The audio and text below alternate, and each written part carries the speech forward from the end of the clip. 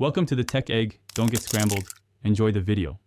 You begin by rendering pork fat to get true pork flavor and cooking medium.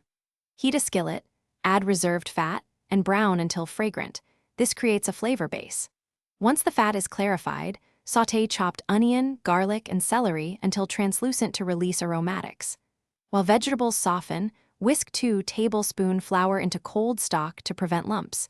You do this now so it's ready when deglazing the pan and building body in the sauce. Once done sautéing, deglaze the pan with a half cup of wine or stock and scrape the fond. Those brown bits are concentrated flavor.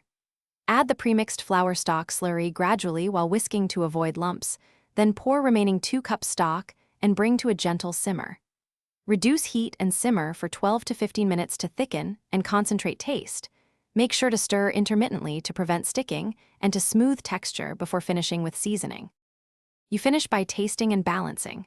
Add 1 teaspoon soy or Worcestershire for umami and season with salt and pepper gradually so you don't oversalt. For a silky sauce, strain through a fine sieve and then swirl in 1 tablespoon cold butter off heat for gloss and mouthfeel. If the gravy is too thin, make a quick slurry of 1 teaspoon cornstarch and cold water, whisk in and simmer briefly. If too thick, thin with warm stock a tablespoon at a time. Thanks for watching. Consider subscribing if I helped unscramble your problems.